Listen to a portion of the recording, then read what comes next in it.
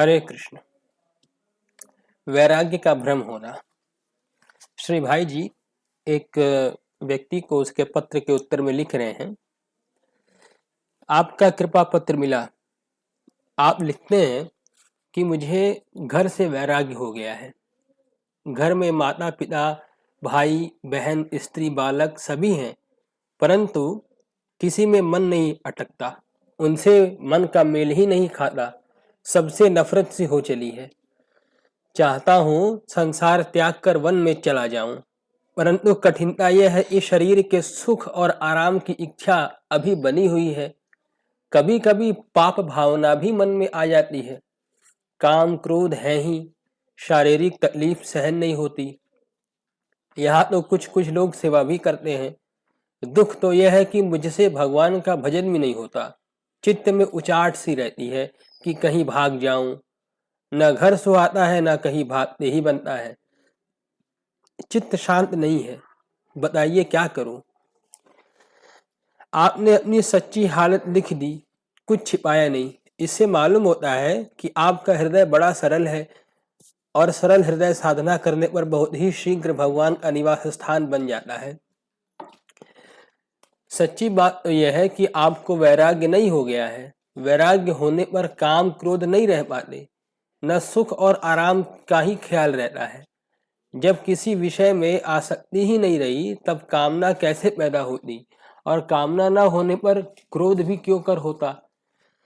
आपने कामना न होने पर इस स्थिति को वैराग्य समझ लिया, यही आपकी भूल है। यह तो वस्तुतः आसक्ति का ही एक रूपांतर मात्र है।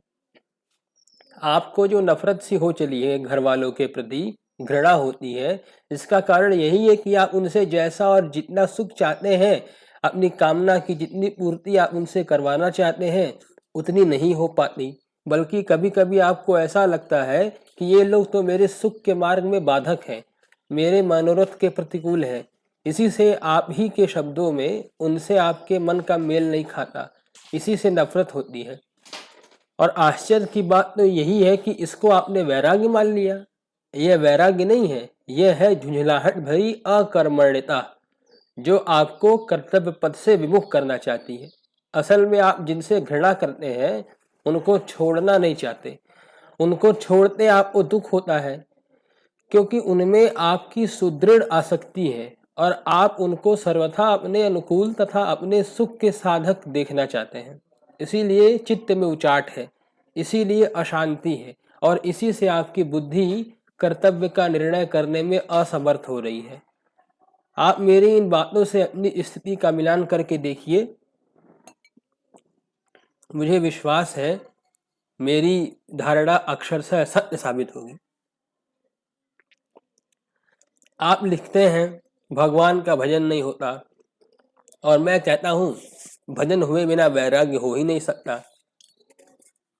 भजन में रस मिलेगा और उससे भगवत प्रेम का प्रादुर्भाव होगा, तब विषयों से वैराग्य अपने आप ही हो जाएगा।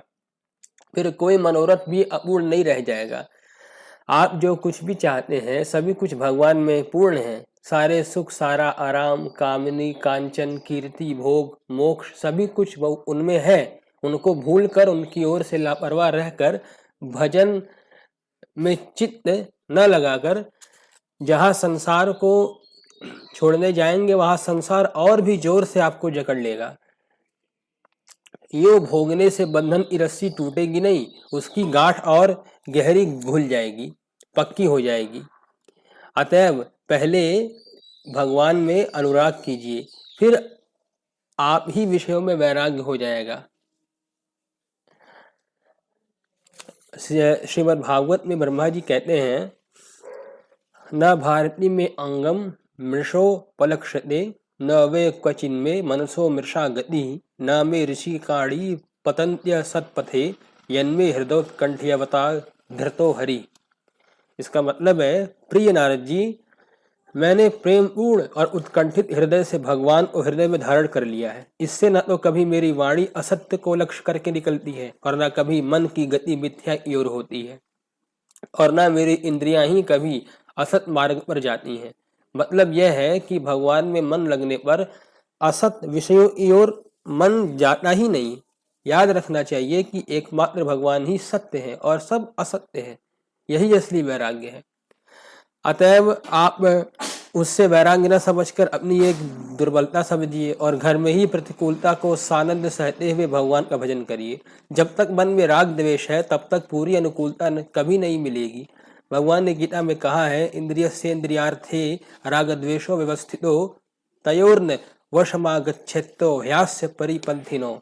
इसका मतलब है प्रत्येक इंद्रिय के विषय में राग और द्वेष भरे हैं। इन राग द्वेष के वश में नहीं होना चाहिए, क्योंकि ये दोनों ही परमार्थ धन के लुटेरे हैं। यह समझ रखिए कि राग द्वेष के रहते अनुकूलता के साथ प्रतिकूलता भी रहेगी ही। और वन में ही क्यों, कहीं भी चले जाइए आप, मन तो आपके साथ ही जाएगा ना।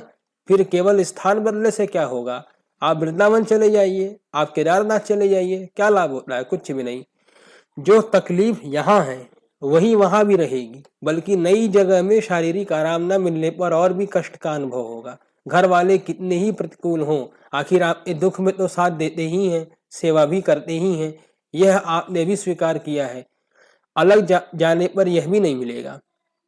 एक बात यह भी विचारणीय है कि जब आपको उनकी बातें प्रतिकूल मालूम होती हैं, तब निश्चय ही आपके विचार उनके प्रतिकूल हैं। और जब वे लोग आपके प्रतिकूल विचार वाले आपको अपने साथ रखना चाहते हैं और समय समय पर आपकी सेवा करते हैं, तब आपको तो और भी नम्र होना चाहिए तथा उनके प्रतिकूल विचारों को आनंद के साथ सहकर उन्हें सुख पहुंचाने की चेष्टा करनी चाहिए।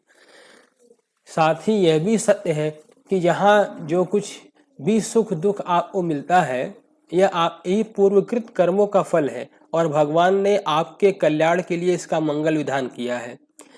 इसके भोग से आपका प्रारब्ध क्षय होता है और यदि इसे भगवान का विधान मानकर सिर चढ़ावे तो भगवान की कृपा प्राप्त होती है। इसीलिए मेरी तो यही सलाह है कि सहनशील बनकर घर में रहिए।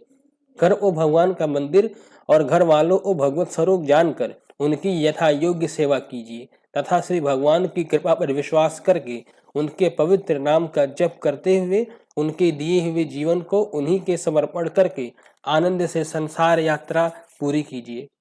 आप निश्चय समझिए, जब आपको उनकी याद बनी रहने लगेगी तब सारे पाप, संताप, आसक्ति, कामना, विरक्ति, अशांति, मोह, भय अपने आप ही भाग जाएंगे। उस समय आप स्वतः ही सच्चे वैराग्य को प्राप्त होकर परम सुखी हो जाएंगे। शेष भगवत कृपा।